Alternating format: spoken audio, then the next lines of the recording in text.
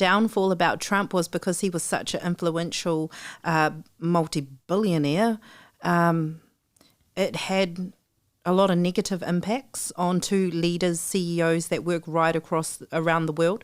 Because when you see someone as influential as him on those types of shows, they're like, well, if I'm more like him, if I have this, if I have this āhuatanga, this type of attitude where I talk down at people and demand things, then I will get what I want. So other people, if you're a person and your dream is to become successful and be wealthy, then you're going to follow the top wealthy people in the world. And him being one of them and being on a platform, on a media platform showcased around the world, without a doubt that would have had a negative impact within organisations and the well-being on the people who work in them. One of the big struggles with that, though, is that you don't see, the people who see that in those clips and those little things in their bubble or filter may not be seeing the court cases where he's been fraudulent about all his money and is not actually that wealthy and has lied in order to get loans to be able to pay off and build bigger things. They won't see that side of it. No. They'll only see the bit that makes them look powerful. Yes. Well, just those bits. Just don't always believe what you see on screen. And me, all I see is the wind blowing and his hair pops up.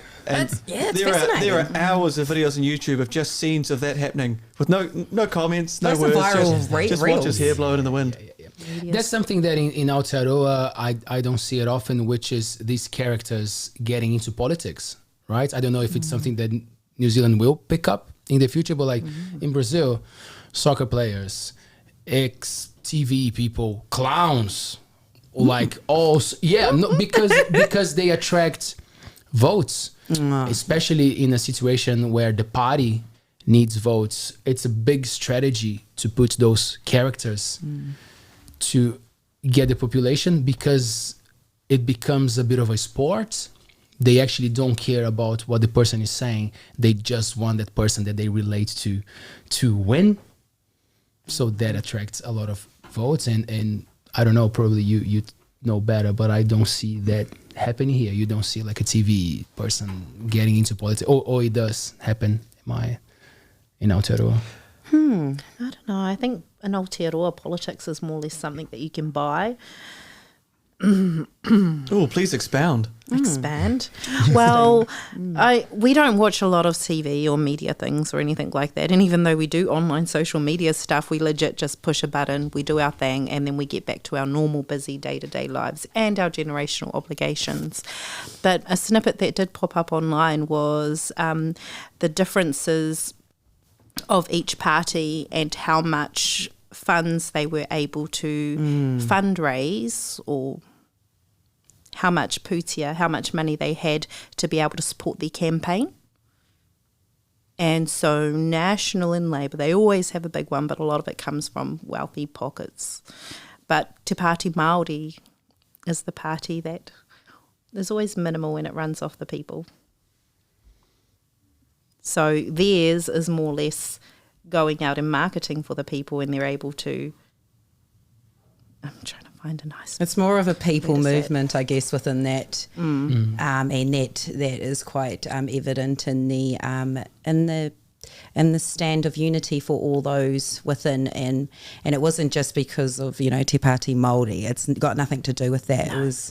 It's more so just about, it's a movement that's been forever going about embodying unity within those words of what our tupuna and the tupuna of that time, their ancestors had come together to create. So we're forever striving for that, and I guess within that political realm, it's not as easy for some parties, not just Māori Party, but even smaller parties, if you don't have a funding background behind you to help influence that, then it's quite limited. If you've got money, you could buy seats. I don't know much of the history of politics. It's not something I've followed. Not.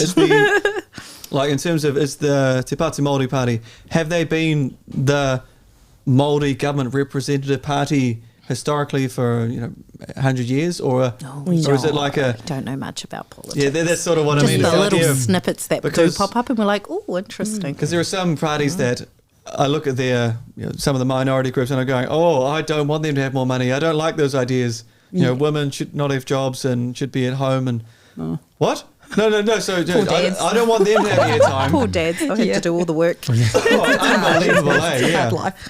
You know, we're in a day and age now where we're the working poor. If you're working a certain job where it pays you X amount of money, then you're still able to just get by. But those with jobs, your day-to-day supermarket jobs, checkout jobs, it's not enough income to be able to pay for rent, power, those types of things. Yeah, it's a shame that the hustle becomes the norm. It is. You need the passive income. Yeah. Like, it's weird if you don't have a second income. Yeah. It is. And it's a shame, isn't it? Because then it's our time. It's the time with whānau. It's the time with friends. You know, like Fabian was saying, oh, we were seeing each other all the time and now we don't see each other. Yeah, because we're working